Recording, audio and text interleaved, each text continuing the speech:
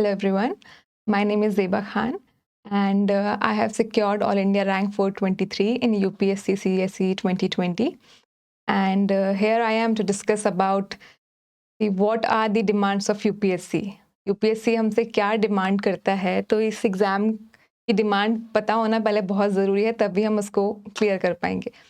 तो in my knowledge I have found these 5 things जो बहुत बहुत ज़्यादा इम्पॉर्टेंट है to clear this exam.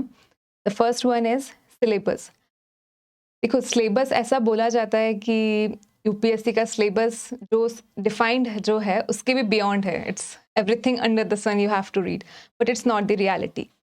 जो आपके सिलेबस में चीज़ें हैं आप उसके आसपास का ही पढ़िए. ज़्यादा परेशान मत होइए कि सिलेबस इज नो डाउट कि सिलेबस बहुत बड़ा है, कवर करना है सब कुछ, लेकिन बहुत घबराइए मत. सिलेबस जो है आपका उसका प्रिंट निकलवा लीजिए. जैसे मेरा इन माय केस मैंने इसको वॉल पे स्टिक करके रखा था, तो मैं उसको रोज़ पढ़ती रहती थी. तो it was there in my mind कि जी ये टॉपिक GS3 के अंदर आएगा, ये टॉपिक GS2 के अंदर आएगा.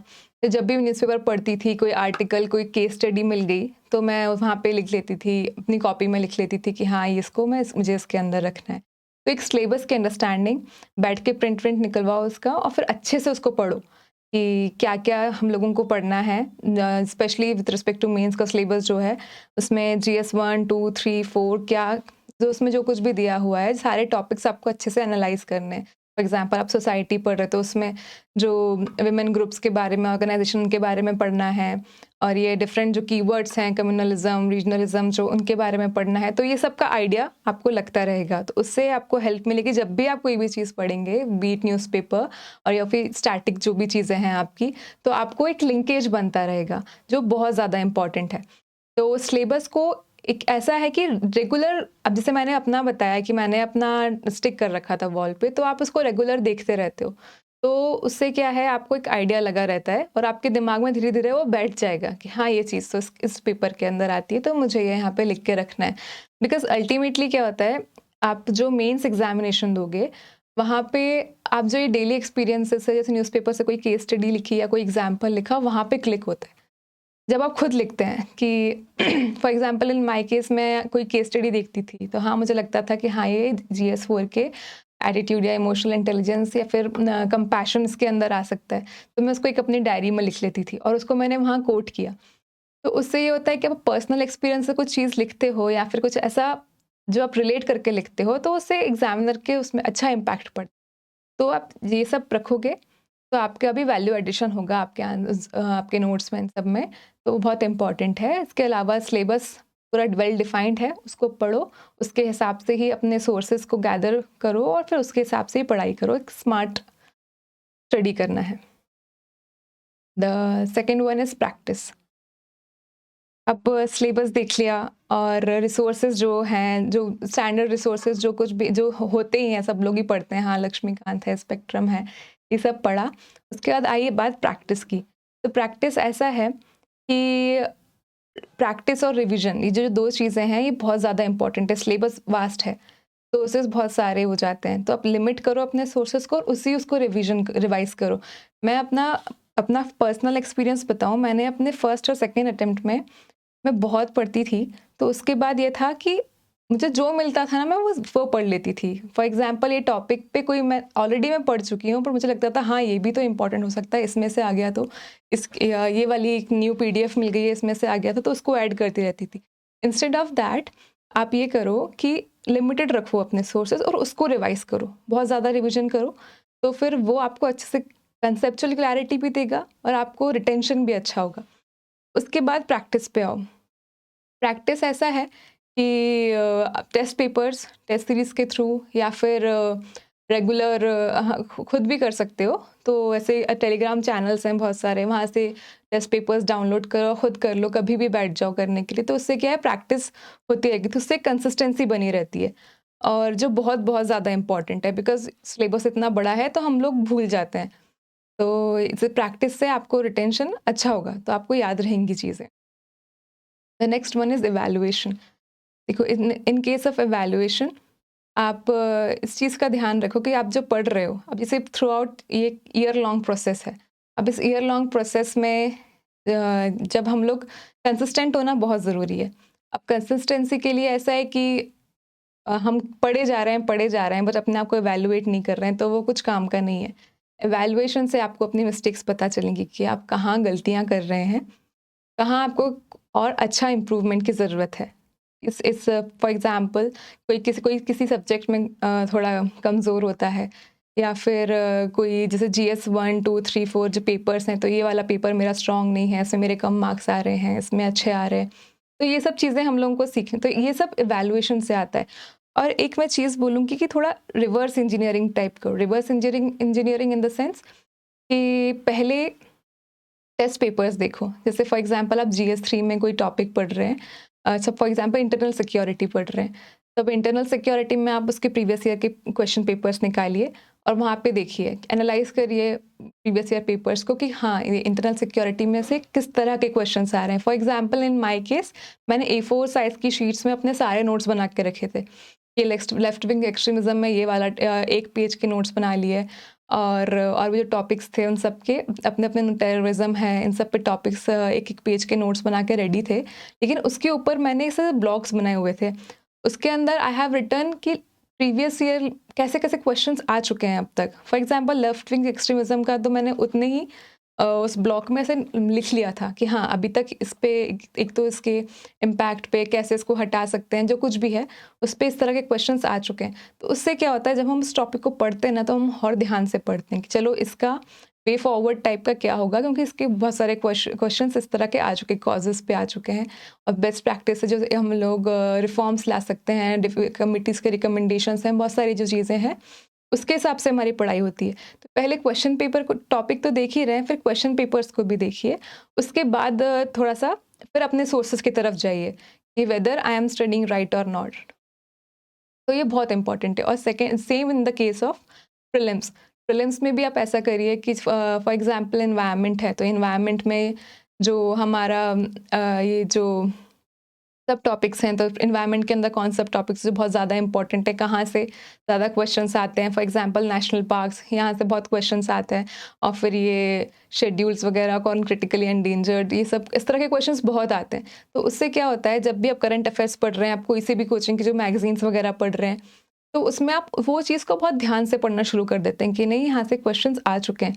तो इसलिए एक एवेल्युएशन प्रीवियस ईयर क्वेश्चंस का भी करो, तो उससे रिवर्स इंजीनियरिंग करो कि हाँ, पहले क्वेश्चंस ये देखे हमने, अब इसके हिसाब से हम अपने सोर्सेज को पढ़ेंगे, उसके हिसाब से अपने सोर्सेज को मोल्ड करते जाओ कि हाँ। और उसमें क्या है, आप सब कुछ ब्लाइंडली नहीं पढ़ते हो, आपका फोकस होता है कुछ कुछ चीज़ों पे कि हाँ, यहाँ से क्वेश्चंस बहुत आते हैं, यहाँ से क्वेश्चंस बहुत आते हैं। और फिर जो थोड़े कम जहाँ से क्वेश्चंस इतने रेगुलर आते नहीं हैं, बट आप उसका आइडिया रखो, क्योंकि अब वहाँ से भी आ सकते हैं। यूपीएससी बहुत डाइसी नेचर का होता जा रहा है, स्पेशली प्रीलिम्स। तो आप इस तरह से अपना वो रखिए, वैल्यूएशन इस तरह से कीजिए। उसके बाद प्रीवियस ईयर क्वेश्चंस तो हो ही गए। आप जब टेस्ट पेपर्स देते हैं, for example in my case, जब प्रीलिम्स में मेरा पहले 2 अटेम्प्ट्स में प्रीलिम्स ही नहीं हो रहा था, तो इन दिस अटेम्प्ट मैंने क्या किया, टेस्ट पेपर्स तो बहुत सारे दिए ही, बहुत सारे ही दिए थे। मतलब टेस्ट के नंबर्स तो ठीक ही हैं, बट ये है कि मैक्सिमम प्रैक्टिस करोगे ना, तो आप एक उसमें मोड में चले जाते हो कि हाँ, अब आप प्रैक्टिस कर करके अब आपको बहुत यूज्ड हो जाते हो प्रीलिम्स के क्वेश्चंस किस तरह हैंडल करने। क्योंकि मेरा वो सबसे, prelims was the weakest area, मतलब वहाँ मेरा निकल ही नहीं रहा था 2 अटेम्प्ट से, तो आई वाज वेरी स्कैर्ड। तो उसमें मैंने कुछ छोड़ा नहीं, तो मैक्सिमम प्रैक्टिस करी। उसके बाद ये है कि सिर्फ प्रैक्टिस करके मार्क्स देख के खुश और दुखी नहीं होना है कि बस दुखी हो गए हैं कि अब मेरा बस कुछ मार्क्स कम आए तो हम लोग अपना रिजल्ट इमेजिन कर लेते हैं कि हमारा तो नहीं होगा, या फिर कुछ अच्छे मार्क्स आ गए तो 1-2 दिन तक पढ़ाई ही नहीं करते हैं कि अरे वाह, बहुत अच्छे मार्क्स आ रहे हैं, I don't need to study more. लेकिन ऐसा नहीं करना, एक बैलेंस्ड बना के रखो कि हाँ, आपने 100 क्वेश्चंस अटेम्प्ट किया। फॉर एग्जांपल मैं क्या करती थी, प्रैक्टिस के टाइम पे मैक्सिमम 100 ही करने की कोशिश करती थी, जस्ट टू चेक कि मैं क्वेश्चंस में वो कर पाती हूँ कि नहीं, मतलब आंसर डिराइव खुद से कर पाती हूँ, just because of some idea. तो वो मैं प्रैक्टिस करती थी। तब उससे क्या है, आपने टेस्ट पेपर दिया, आपके मार्क्स आए, वो सब तो एक अलग प्रोसेस है। लेकिन अब सही प्रोसेस स्टार्ट होता है आफ्टर गिविंग द टेस्ट। तो उसमें आप अपना जो टेस्ट का डिटेल्ड जो हमें आंसर्स मिलते हैं उसको पढ़ो। बहुत सुकून से मैं पढ़ती थी, हाईलाइट करती थी कि हाँ ये इंपॉर्टेंट चीज़ें हैं। फिर मैंने A4 साइज़ की शीट्स उठाई थी अपनी और उसमें जो मेरी मिस्टेक्स हैं वो मैं लिखती थी। ताकि अब ऐसा होता है कि हम लोगों ने सपोज़ 40-50 पेपर्स दे दिए फॉर प्रीलिम्स। अब उसमें उसके बाद हम लोग उसका इवैल्यूएशन जो जो मोटी-मोटी शीट्स आती हैं उसके आंसर्स की, वो हम लोग इतने ध्यान से पढ़ते नहीं हैं। सिर्फ वो देख लेते हैं कि हमारा कहाँ गलती हुई है, बस थोड़ा बहुत देखकर रख दिया। और जब प्रीलिम्स आने ही वाला होता है तब तो हम और भी उनको हाथ नहीं लगाते क्योंकि वो इतने बल्की से दिखते हैं। तो आप ऐसा करो ना, जब भी आप टेस्ट देते हो तो उसके बाद थोड़ा-सा टाइम निकाल के वो आंसर्स तो रीड कर ही रहे हो, पर उसमें जो हाइलाइट करा है आपने उसको एक A4 साइज़ शीट में उतार लो। तो मेरे केस में मैंने डिवाइड किया था A4 साइज़ शीट को और फिर पॉइंट्स में लिख लेती थी कि हाँ, ये आज मुझसे ये गलती हुई है। तो फिर मैं उस पॉइंट को लिख लेती थी और उसको रिवाइज़ कर वो बहुत ईज़ी हो जाता था। अब हर पेपर मेरा 1 पेज में हो जाता था। मतलब मैंने सपोज़ एक पेपर दिया है किसी भी कोचिंग का, तो उसकी मैं जो गलतियाँ की हैं वो मैंने 1 पेज में लिख ली हैं और फिर वो हो गया। तो उसको मैंने बहुत रिवाइज़ किया है और आप यकीन नहीं मानेंगे, उसने मेरी बहुत ज़्यादा हेल्प की है। स्पेशली बिफोर प्रीलिम्स मैं सिर्फ वो रिवाइज़ करके गई थी। मेरे अराउंड 15 टू 20 पेजेज़ हो गए थे और उन 15-20 पेजेस में मेरे बहुत जितनी भी अब तक मैंने मॉक्स दिए थे प्रैक्टिस के लिए, उसकी जितनी भी गलतियाँ थी 15-20 पेजेस में थी। और जब मैं वो रिवाइज़ करती थी, तो एक नॉलेज में एडिशन तो होता ही है, एक तब वो कॉन्फिडेंस भी आता है कि हाँ, आपकी जो गलतियाँ हुई हैं, आपने उन पे काम कर लिया है। अब मैं वापस पुराने पेपर्स को देख नहीं सकती थी। तो ये है इवैल्यूएशन, एक स्मार्ट इवैल्यूएशन बहुत ज़रूरी है। ठीक है? सिर्फ़ मार्क्स से खुश और दुखी नहीं होना है कि हाँ, बस इतने आ गए हैं, वो ठीक है। बट उसके बाद जो इवैल्यूएशन स्टार्ट होता है ना, वो ये इवैल्यूएशन होता है। इस मेंस में भी होगा काम में और प्रीलिम्स में तो बहुत ज़्यादा इम्पोर्टेंट है। नेक्स्ट वन यस, एक होता है हार्ड वर्क कि हम पढ़ रहे हैं बस, है ना? 14 घंटे पढ़ रहे हैं, 15 लंबी-लंबी लाइब्रेरीज़ लगवा ली, मैंने भी लगवाई थी। और मेरे लिए तब क्या मैटर करता था कि आज मैं इतने घंटे बैठ के पढ़ाई करी मैंने, ये सब ज़्यादा मैटर करता था। तो सिर्फ़ आवर्स को मत गिनो। मैं बहुत काउंट करती थी अपने इनिशियल अटेम्प्ट्स में कि आज मैंने इतने घंटे पढ़ाई करी। बट एक्चुअल में क्या वो घंटे जो आपने दिए हैं, वो प्रोडक्टिव हैं? वो क्वालिटेटिव आवर्स निकले या नहीं? उसमें कुछ अच्छा प्रोडक्टिव निकले? वो चीज़ें आप 6 घंटे में कर सकते थे। ऐसा बहुत बार होता है कि मैं 12-12 घंटे में पढ़ती थी, पर इतनी स्लोली से बस अपने आप को फ़ील आ रहा है कि हाँ, हम बैठे हैं लाइब्रेरी में और हमें सुकून मिल रहा है कि हम लोग घर रूम पे तो नहीं है ना, लाइब्रेरी में बैठ के पढ़ रहे हैं। बट एक्चुअल पढ़ाई ये होती है नकली पढ़ाई कि जो चल रही है बस, और एक्चुअल होती है जिसमें प्रोडक्टिविटी आती है। ठीक है? तो मेरे केस में ये था, पहले थोड़ी नकली पढ़ाई चलती थी कि हाँ, मैं पढ़ रही हूँ बस और उसमें खुश हूँ कि हाँ, आज तो मैं दिन भर लाइब्रेरी में बैठी थी। लेकिन ये इम्पोर्टेंट नहीं है। इम्पोर्टेंट है कि कितना प्रोडक्टिव, कितना आउटपुट निकला आपका वो लाइब्रेरी में। कोई चीज़ आपने दिन भर पढ़ी, वो आप सुबह-सुबह जो आप बिफ़ोर लंच का जो टाइम एक स्लॉट होता है, उसमें भी कर सकती थीं और आप उसको पूरा रात तक कर रहे हो, तो फिर वो कोई मतलब का नहीं है। तो ये होता है हमें असली वाली रियल पढ़ाई करनी है, ठीक है? एक स्मार्ट वर्क करना है। हार्ड वर्क तो ठीक ही है, हार्ड वर्क है, आप बैठे हो घंटों बस ठीक है, लेकिन स्मार्ट वर्क करना है साथ में। तो स्मार्ट वर्क ये है कि आउटपुट निकालने की कोशिश करो कि हाँ, कम टाइम बैठ के मैक्सिमम आउटपुट आए, तो वो स्मार्ट वर्क होगा। अब for example in my case, मैं कोई टॉपिक है उसको वो मुझे पता है कि वो 1 घंटे में हो जाएगा ख़त्म, ठीक है? लेकिन मैं उसको ऐसे पढ़ रही हूँ कि वो 2-2 घंटे ले रहा है आराम से।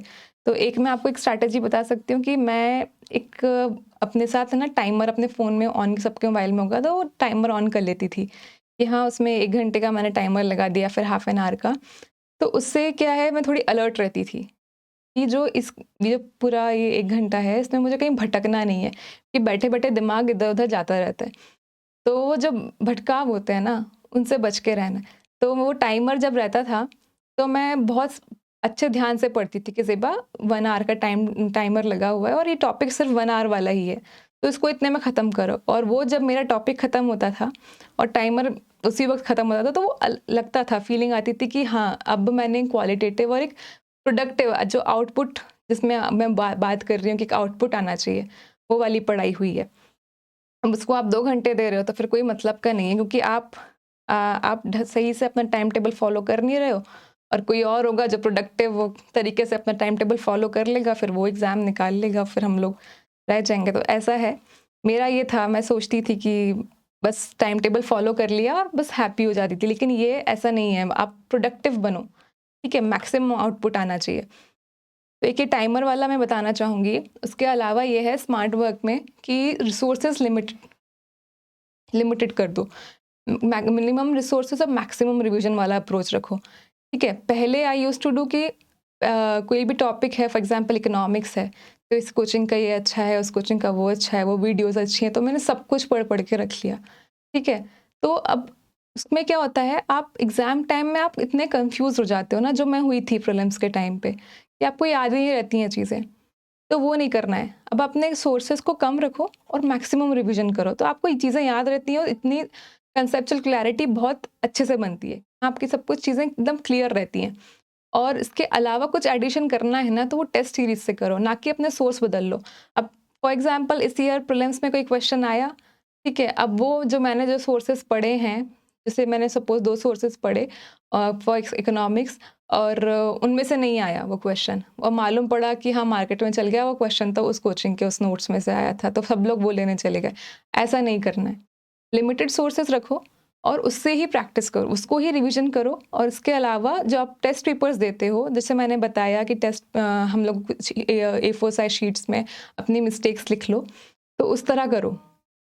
तो जितना एडिशन करना है ना, उनसे कर लो, लेकिन नए सोर्स के पीछे मत भागो। कंसेप्ट्स क्लियर रखो, तो फिर क्वेश्चंस बन जाते हैं। और जो नई नई चीज़ें हैं वो आप टेस्ट, जो मैं बोल रही हूँ टेस्ट पेपर से, इन सब से वहाँ से ऐड ऑन करो, ना कि एक सोर्स ही चेंज कर दो। तो एक हार्ड वर्क में और स्मार्ट वर्क में ये डिफरेंस होता है कि आपको एक टाइम मैनेजमेंट बहुत क्लियर होना चाहिए। जैसे मैंने प्रोडक्टिविटी और आउटपुट की बात की, सेकेंड मैंने बात किया रिसोर्सेज की। ठीक है, सब कुछ पढ़ रहे, अब पढ़ने में वो एक इंसान है, वो भी 12 घंटे बैठा है लाइब्रेरी में, यहाँ पे भी बैठा हो, लेकिन दोनों की आउटपुट में बहुत डिफरेंस है, क्योंकि वो स्मार्ट वर्क के साथ पढ़ाई कर रहा है, उसका आउटपुट बहुत ज़्यादा है। यहाँ पे हार्ड वर्क चल रहा है, हार्ड वर्क भी है, लेकिन अब उसमें ऐसा चल रहा है कि वो वही वही चीज़ें पढ़े जा रहे हैं और दिन भर निकाल दिया। यहाँ पे स्मार्ट वर्क के साथ कितना ज़्यादा चीज़ें कवर हो गई, तो हमें वो करना है। तो उससे क्या है कि हमें अल्टीमेटली एग्ज़ाम क्लियर करना है, और इसमें कोई ऐसा नहीं करना है कि हर टॉपिक में हम लोगों को कुछ महारत हासिल करनी है कि हाँ ये, बस ये है कि एग्ज़ाम क्लियर करने के हिसाब से उतना पढ़ो, और वो रिवर्स इंजीनियरिंग करो, कितनी क्या रिक्वायरमेंट्स हैं उसके हिसाब से पढ़ाई करो फिर। The next is patience and self believe. अब ये एग्ज़ाम एक ईयर लॉन्ग प्रोसेस है। पेशेंस और ईयर लॉन्ग प्रोसेस है तो ठीक है, वो तो ठीक है ही, लेकिन अगर किसी भी स्टेज पे रुके फिर 1 साल, फिर अगले स्टेज, मतलब साल पे साल आपके खिंच चले जाते हैं। ठीक है, तो इस बीच में आपके पास पेशेंस होना चाहिए, एक सेल्फ बिलीफ कि हाँ, अपने आप पे विश्वास रखो कि मैं कर लूँगा, मैं कर लूँगी, मुझसे मैं। अगर आप हार्ड वर्क कर रहे हैं ना, अगर आप स्मार्टली सब कुछ कर रहे हैं सारा काम, तो आपको एक सेल्फ बिलीफ आता है कि नहीं, मुझे पता है आई एम डूइंग इनफ, तो फिर मेरा क्यों नहीं होगा। ये वाला एटीट्यूड मेरे अंदर काफ़ी मैंने डेवलप किया कि अगर मैं कर रही हूँ, सारी जो जो रिक्वायरमेंट्स हैं उनको फुलफ़िल कर रही हूँ, जैसे सिलेबस का बता रही हूँ, रिसोर्सेज़ अच्छे से पढ़ रही हूँ, टाइम पूरा प्रॉपर दे रही हूँ, सब मेरा टाइम मैनेजमेंट सही है, और प्रैक्टिस कर रही हूँ, इवैल्यूएशन ये सब चल रहा है, तो फिर मेरा क्यों नहीं होगा। एक सेल्फ बिलीफ। अब है ना, हम लोग क्या करते हैं, थोड़ा कंपैरिजन आ जाता है कि हाँ, हम भी इतना पढ़ रहे हैं, वो भी इतना पढ़ रहे हैं, और फिर उनका हो रहा है, हमारा क्यों नहीं हो रहा है। तो उससे पता है, ऐसा डिमोटिवेट फील नहीं करना है।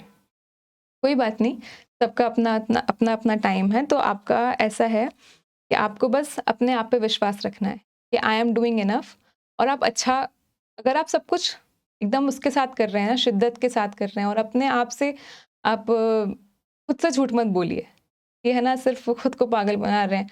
एक खुद के साथ आप लगे हुए हैं कि हाँ, हम लोग जो हमारा टाइम टेबल है, जिसके हिसाब से हमें पढ़ाई करनी है, और जो जो सोर्स है, सब कुछ आप अपने लिए डेडिकेटेड हैं कि हाँ, अपनी पढ़ाई के लिए बिल्कुल डेडिकेटेड हैं, तो फिर बस ये रखो, फिर मुझे कोई नहीं रोक सकता। अभी मैं इस अटेम्प्ट में नहीं, तुम फिर अगले अटेम्प्ट में करेंगे। तो मेरा पहले नहीं हुआ 2 अटेम्प्ट्स में, तो even though I was prepared, even though I was like कि मैंने इतनी मेहनत करी, फिर क्यों नहीं हुआ। लेकिन वो खोना नहीं है, एक हिम्मत नहीं खोनी है अपने अंदर, अपने आप में विश्वास बनाए रखना है कि नहीं, मेरा होगा, अभी नहीं तो अगले बार हो जाएगा, अब अगली बार नहीं तो बाद में हो जाएगा। लेकिन अपने प्रोसेस पे, अपने खुद के ऊपर विश्वास बना के रखना है। और एक पेशेंस बहुत इंपॉर्टेंट है, बहुत ज़्यादा इंपॉर्टेंट है। अब ऐसा है कि एक स्टेज पे नहीं हुआ, फिर पूरा साल हो जाता है। ठीक है, जब मेरा 2 बार प्रीलिम्स नहीं हुआ, मेरे को 2-2 साल वेट करना पड़ा, अब उस बीच में मैंने मेंस की तैयारी कर, बस यही ना कि आप अपने आप पे सेल्फ बिलीफ रहेगा तो मुझे लगा कि चलो ठीक है, कोई बात नहीं, नेक्स्ट टाइम प्रीलिम्स के लिए और प्रिपेयर करूँगी, लेकिन अपने अभी मेरे पास टाइम है तो क्यों ना मेंस के लिए अच्छे से प्रिपेयर किया जाए। और इवन मैं ये कहूँगी कि मेरा पहले अटेम्प्ट में नहीं हुआ तो वो अच्छी चीज़ भी रही। मैं मेंस के लिए रेडी नहीं थी, बिल्कुल मेंस में जाके गिरती। तो ये है कि पहले अटेम्प्ट में नहीं हुआ तो फिर उससे ये रहा, मैं मेंस के लिए बहुत अच्छे से प्रिपेयर्ड होगी। मैंने अपने ऑप्शनल को अच्छे से रेडी किया। बहुत सारी चीज़ें ये सब आ जाती हैं कि ठीक है, कोई चीज़ नहीं हो रही है ना तो उसको ही पॉजिटिव लो, कोई बात नहीं। अपने आप पे और अपने उस पे ज़्यादा हार्श मत हो, बस थोड़ा-सा चिल एटीट्यूड रखो, पीसफुल रहो, मेंटली भी बहुत स्ट्रॉन्ग बनो कि हाँ, कोई दिक्कत नहीं है, वी आर डूइंग इनफ। और फिर हम लोग अगर सब कुछ कर रहे हैं रिक्वायरमेंट के हिसाब से, तो फिर क्यों नहीं होगा? वो वाला एटीट्यूड रखो। ठीक है, तो पेशेंस रखना बहुत ज़रूरी है। तो अब ठीक है, टाइम खिंच गया था जैसे मेरा, तो फिर मैंने उस बीच में अपना ऑप्शनल कर लिया, अपने मेंस में अच्छा कर लिया, तो अब उसमें ये फ़ायदा हुआ कि इस बार प्रीलिम्स हुआ, तो मेरी मेंस में इतनी मेहनत नहीं लगी। मतलब मैंने बस सिर्फ प्रैक्टिस करी, वो जो उसमें, क्योंकि इस बार टाइम भी बहुत कम था, हम लोग को 2 मंथ्स ही अराउंड मिले थे। तो अब उसमें ये था कि उसी शॉर्ट ड्यूरेशन में बस मैंने प्रैक्टिस करी और फिर मेरा फर्स्ट टाइम ही मेंस हो गया।